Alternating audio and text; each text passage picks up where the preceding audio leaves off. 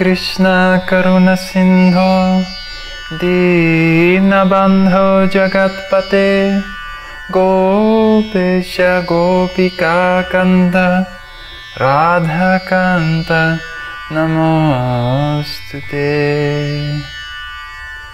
Tapta Kanchana Gaurangi Radhe Vrindavaneshwari Vrishabhanusute Devi Pranamami Hari Priye. Today we're going to read from Bhagavad Gita, chapter 13, verse 24.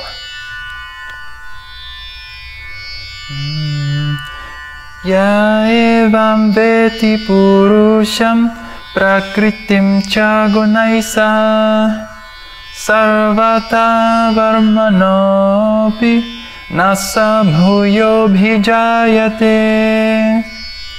Word by word translation. Yaha, anyone. Evam, thus. Veti, understands. Purusham, the living entities. Prakritim, material nature. Cha, and. Gunaihi, modes of material nature. Saha, with. Sarvatha, by all means. Vartamanaha, situated. Api, in spite of. Na, never. Saha, he. Bhuyaha, again.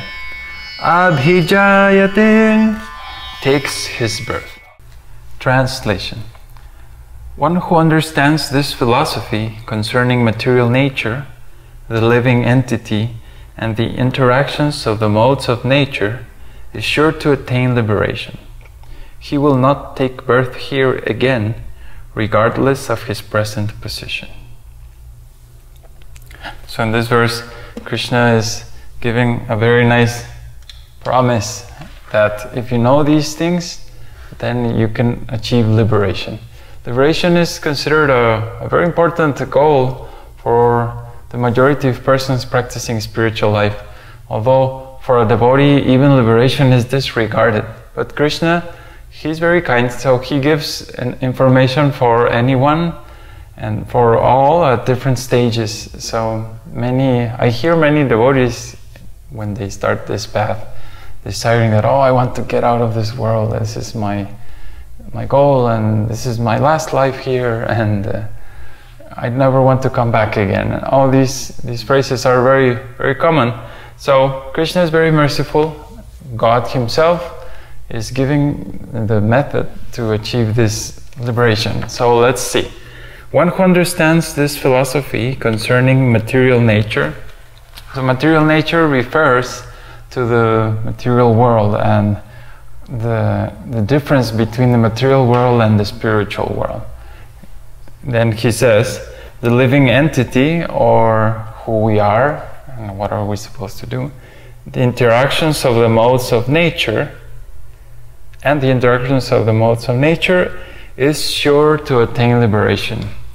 Interesting enough that he's not actually mentioning God. He's just saying, just understand these three things: material nature, the living entity, and the interactions of modes of nature. So let's read a little bit of the purport. Clear understanding of material nature, the super soul, the individual soul, and their interrelation makes one eligible to become liberated and turn to the spiritual atmosphere without being forced to return to this material nature. So Prabhupada adds super soul in the purport, and it is understandable because if we understand material nature, we understand why we're here, and that means we lost our relationship with God. So I'm going to give a very brief overview of each, and that should give you a nice idea why we're in this world. So originally the soul, or the standard, normal, healthy state of the soul is to be blissful, full of knowledge, and with eternal body and living eternally happily. So at some point the soul feels this urge to like stop serving. It's a kind of envy that, oh, I don't want to serve God anymore. I want to serve myself. I want to enjoy myself.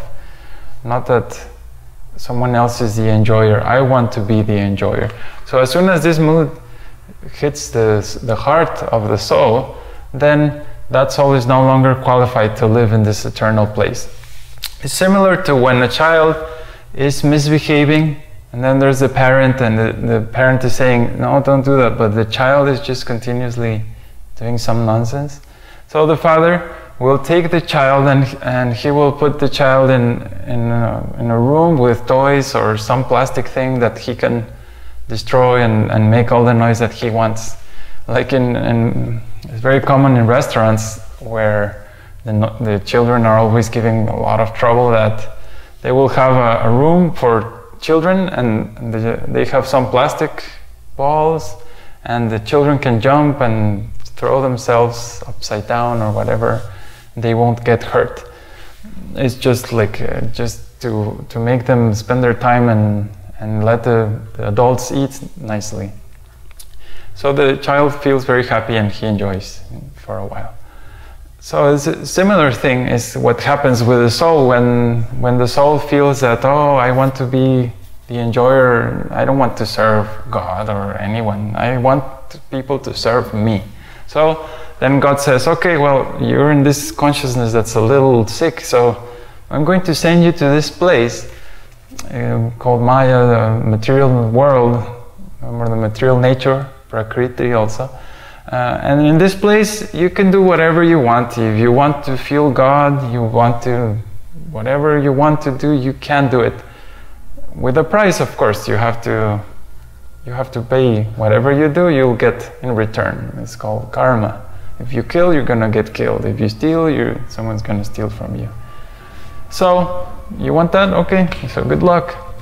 So in reality, whatever we do in this material world is all temporary. It has a beginning and an end. And it's just like that child in the restaurant. It's just a playland where we have certain toys and you can do some stuff. So the thing is that this particular game that we're in, our playland, it seems very real because we have these senses, and although this body is only a machine, the machine feels very real, and wow, my senses respond and it feels like I'm part of this body. So when we come into the material nature, then the next item is the living entity. The living entity is put in a machine, in a body that's material. So the living entity originally has an eternal spiritual body, an eternal existence full of bliss and da-da-da. But in the material world, we have a body that's not precisely eternal and is not precisely the most beautiful body either. And if it's beautiful, it will last only for some time, and then we get to old age and disease and death and all these nasty things. So the living entity, when he gets the body, because the senses seem very real, the living entity identifies that, oh, I am this body. So I am born in Africa and I am a black man or whatever. But whatever body one has, one identifies with that body, man, woman, elephant, cat, or whatever. So the soul becomes bewildered and thinks that, oh, I am this, and then acts like a child with the plastic toys and just playing games pretty much, because it's not real. Just like a child, he grabs a little piece of wood and he says, oh, it's a car, me. It's just a game, really. So when the living entity comes into the material world, he falls into this illusion that, oh, I am God, I can be, you serve me, and he goes into this whole routine of just illusion. And then the interaction of the modes of nature, which is what pretty much the living entity does. There's 3 modes of material nature, and they're very, very well explained throughout the Vedas. In Bhagavad Gita also, there's several chapters that mention and explain with examples. So it's very important to know these three modes: ignorance, passion, and goodness. So according to the living entity, the type of body he has and the activities he performs, he's either mode of ignorance, passion, and goodness. And one formula that seems to work very well in general: just ask someone, what is the goal of life? And you'll see very quickly by their answers that the person in the mode of ignorance will say, just to enjoy and to sleep and just enjoy as much as you can. And then the mode of passion will say to work hard and to make business and progress and evolve and make a bigger kingdom, bigger everything, just to make this big endeavor to accumulate as much as you can and try to enjoy more or less accordingly. And the person in the mode of goodness will say to live a simple life and be peaceful, live happily, don't hurt others, and things like that. Teach. So it's very, very easy, and the living entity falls into these bodies, and these bodies have certain tendency, and by the desires of the living entity, then it takes different bodies. So someone who wants to have sex all day, they'll take a specific body that will match that desire, so that the person feels that, oh, I'm enjoying a lot. And sometimes it'll be punished, like because of karma, they will take the body of a donkey, and the sex life for donkey is horrible, because each time he approaches the female donkey, it gets kicked in the face. And so there's many types of bodies, and again, it's karma. If you kill, you're gonna get killed. If you help someone, then you're gonna get help, etc., etc., etc. And so if we understand how all these things blend together, the living entity, the material nature, the three modes of nature, and super soul, or the relationship of all these with God, then we can achieve liberation. And so this is what Krishna is saying, and it's true, because once you know that, oh wow, this whole thing is kind of like a mess, why do I want to stay here? Then one gets enough knowledge, and one doesn't have to return. So let me read a little bit more of the purport. Prabhupada says, this is the result of knowledge. The purpose of knowledge is to understand distinctly that the living entity has by chance fallen into this material existence. By his personal endeavor, in association with authorities, saintly persons, and the spiritual master, he has to understand his position and then revert to spiritual consciousness, or Krishna consciousness, by understanding Bhagavad Gita as it is, explained by the personality of Godhead. Then it is certain that he will never come again into this material existence. He will be transferred into the spiritual world for a blissful, eternal life of knowledge. So eventually, when the soul gets tired of trying to enjoy and then just realizing that, oh, actually, it's not very enjoyable, this material life is more about suffering, I don't really want to die, and old age and all these things come, and it's just the same problem every time. I don't really feel happy. So then the soul turns back again towards God and says, oh, okay, I think I should serve you. Maybe I'm happier like that. And then the soul, the living entity, takes back to healing that relationship with God. And once that is healed, then automatically God will say, no problem. Just like a child who's mischievous, he might be punished and go into a room and maybe given some toys just to get him distracted.